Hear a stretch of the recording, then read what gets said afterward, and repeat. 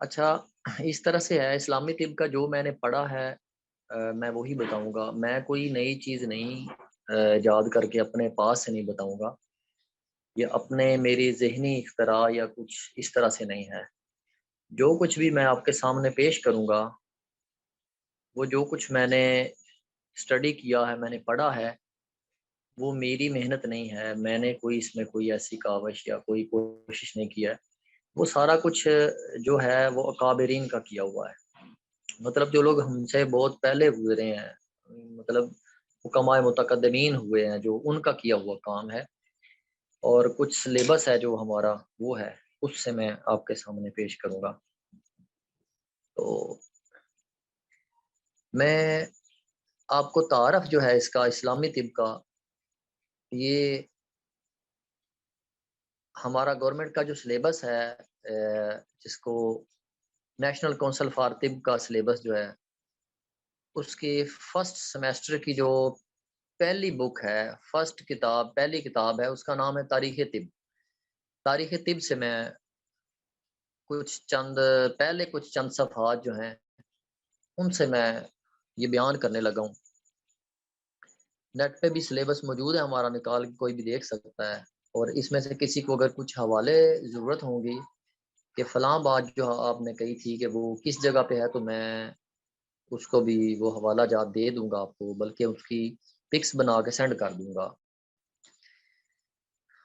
تو تاریخ طب جو نیشنل کونسل فار طب کے، یعنی کے گورنمنٹ پاکستان کے نصاب کے عین مطابق جو ہے تاریخ طب، اس کے پہلے چند صفحات میں یہ تحریر ہے کہ سب سے پہلے طبیب جو ہیں وہ حضرت آدم علیہ السلام ہیں۔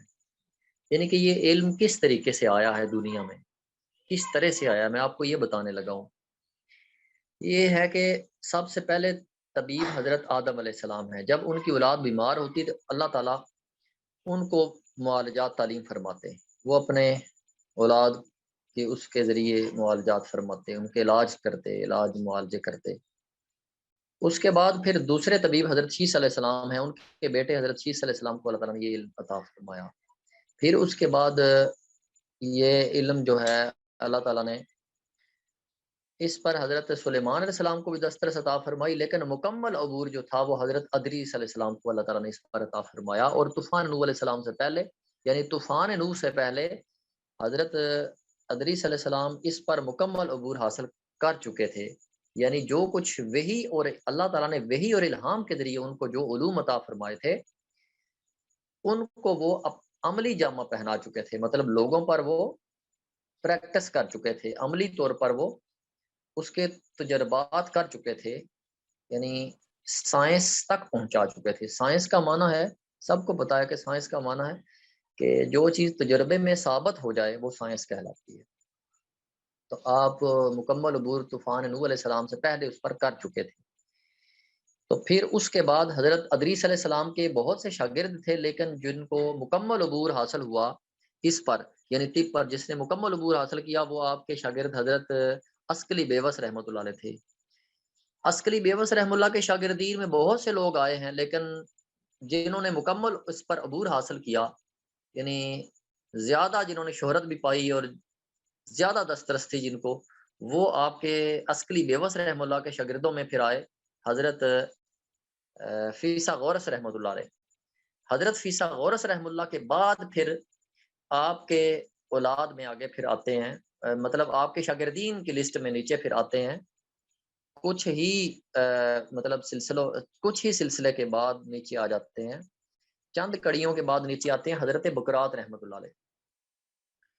بکرات رحمۃ اللہ علیہ نے پھر یہ علم جو تھا اپنوں بیگانوں سب کو بتانا شروع کر دیا، مذہب اور غیر مذہب کسی چیز کی کوئی تمیز نہیں رکھی، آپ نے اس کو پھیلانا شروع کیا۔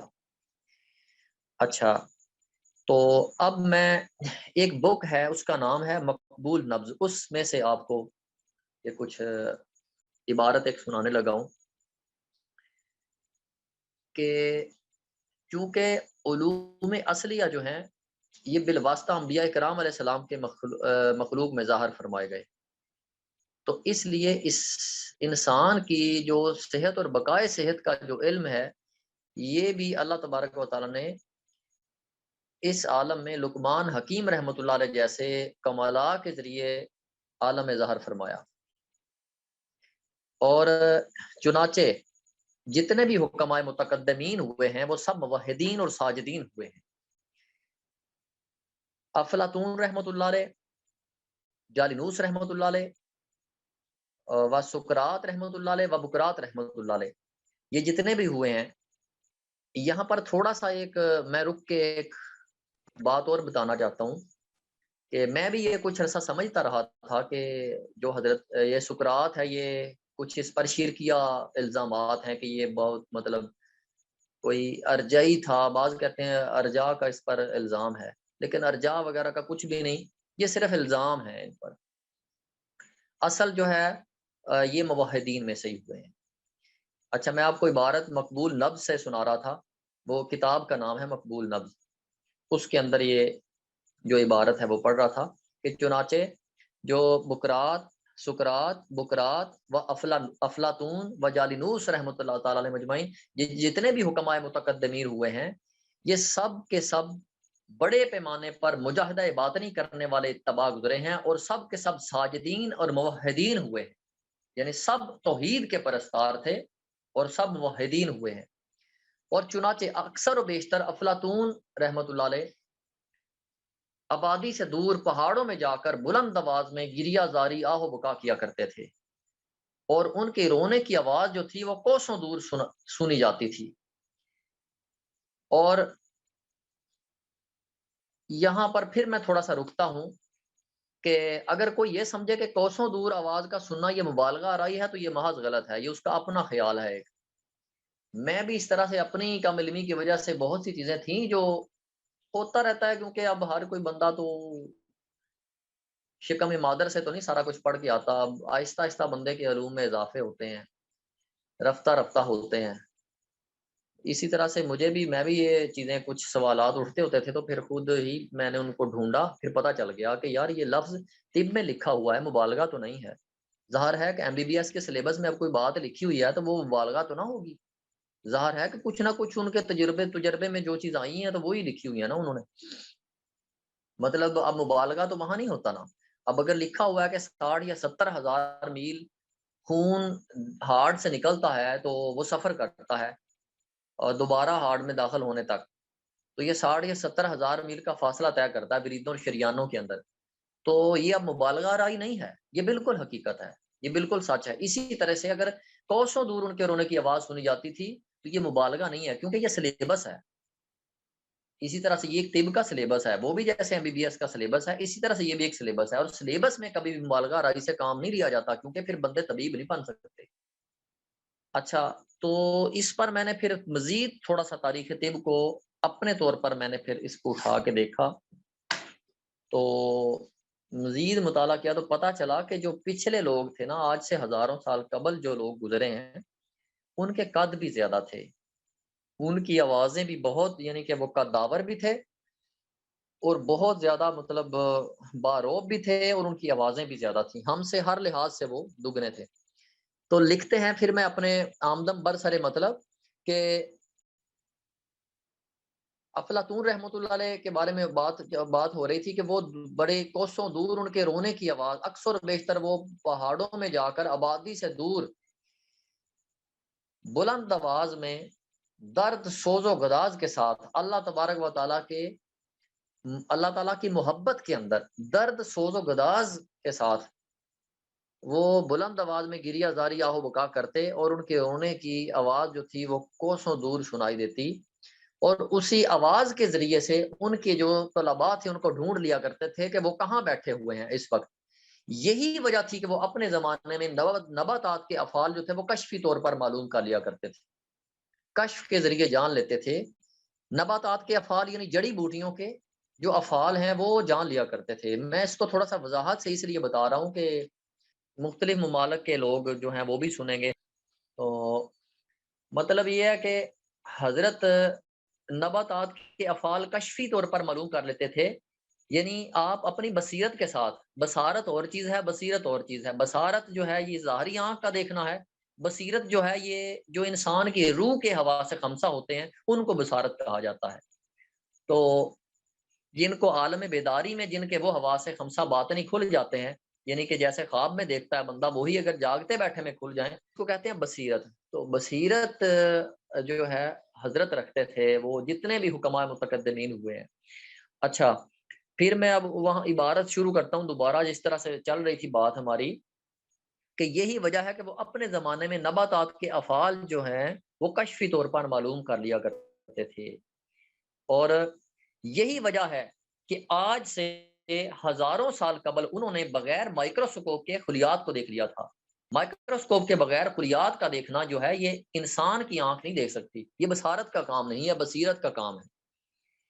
اور کیا اس بات پر آج بھی جو سائنس تو نہیں کہہ سکتے کہ سائنس حیران ہے، سائنس تو ایک تجربے کا نام ہے، یعنی کہ انگریز جو ہے وہ حیران ہے. انگریز اور کیا مسلم، آج کے جتنے بھی لوگ ہیں وہ ہر جو بھی صاحب علم ہے، جب جو صاحب علم پڑھتا ہے، مطالعہ کرتا ہے، دیکھتا ہے، ان کی کتب پڑھتا ہے، جب دیکھتا ہے ان کی کتابوں کو تو کمال ہو جاتی ہے جناب کہ وہ حیران اور دنگ، ان کی عقلیں دنگ رہ جاتی ہیں کہ ہزاروں سال قبل جو ہے وہ انہوں نے بغیر مائکروسکوپ کے خلیات کو کس طرح سے دیکھا. اور یہ ریڈ بلڈ سیلز اور الفا سیلز، بیٹا سیلز وغیرہ اور وائٹ بلڈ سیلز وغیرہ جو ہیں، ان کو انہوں نے کس طریقے سے مطلب وہ اعصابی، مخاطی، عضلاتی اور قشری خلیات کے نام سے موسوم کر دیا.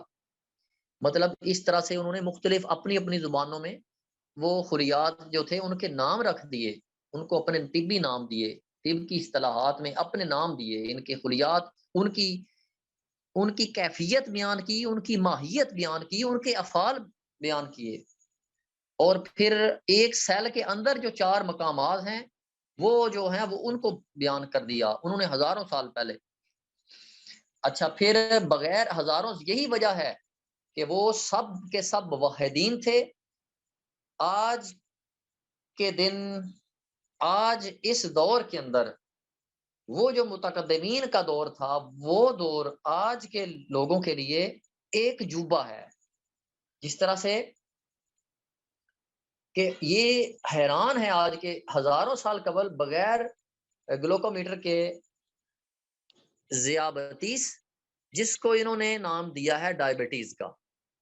لوگوں نے تو نام سنے ہیں لیکن الحمدللہ کچھ لوگ ایسے ہیں جنہوں نے وہ بکس پڑھی بھی ہیں. الحمدللہ میرے پاس جو لائبریری ہے اس کے اندر پڑھی ہی نہیں ہوئی بلکہ بالاستیاب لفظ بلفظ پڑھا ہے. القانون کو بھی پڑھا ہے اور حضرت شیخ الرئیس رحم اللہ کی دوسری کتب جو ہیں ان کو بھی پڑھا، دیگر کتب جو ہیں چند وہ بھی پڑھی ہیں، اور حضرت کے اساتذہ کی بھی پڑھی ہیں، حسین بن منصور، منصور بن عباس، عباس بن منصور رحم اللہ علیہ مجمعین کی بکس بھی جو ہیں وہ بھی آج بھی ملتی ہیں. آپ اردو بازار سے لے سکتے ہیں، جا کے مل جاتی ہیں آج بھی. تو ہمارے پاس قانونچہ بھی پڑھا ہے، بکرات رحم اللہ کی کتاب جو ہے قانونچہ، رسالہ قبریہ بھی جس کو کہتے ہیں، وہ بھی پڑھا ہے. تو ہم آج بھی حیران ہوتے ہیں کہ بھئی ہزاروں سال قبل انہوں نے ذیابطیس سرچ کی، اس کو ان کی پرانی پہلے کی لکھی ہوئی شوگر کو انہوں نے سرچ کیا، انہوں نے کڑوی چیزیں بتائیں اور میٹھا بند کر دیا، بتایا کہ کڑوی چیزیں کھائے، میٹھا بند کرے، میٹھا نہ کھائے. اور پھر بانکراس جو ہے لبلبا، اس کے بارے میں بتایا سارا انہوں نے. اچھا، اس کا فنکشن سارا لکھا. اب انہوں نے بعد میں جو ہے گلوکومیٹر ایجاد کیا، ان کے لکھے ہوئے کو پڑھ کے اس کے ذریعے پھر انہوں نے دیکھا جی واقعی جی یہ شوگر ہے اور بڑھ جاتی ہے اس طرح سے انسان کے جسم کے اندر، اور انہوں نے ڈائبٹیز کا نام دیا اس کو. اسی طرح سے اب میں بات کو مختصر کرتا ہوں کہ ہزاروں سال پہلے انہوں نے بغیر گلوکومیٹر کے شوگر سرچ کی ذیابطیس کے نام سے، اور ہزاروں سال قبل بغیر اس بی پی آپریٹر کے بغیر انہوں نے ہزاروں سال پہلے انہوں نے ہائی بلڈ پریشر کو فشار الدم قوی کا نام دیا اور لو بلڈ پریشر کو فشار الدم ضعیف کا نام دیا، اور اس کی 21 سے 22 وجوہات بیان کی. اور اسی طرح سے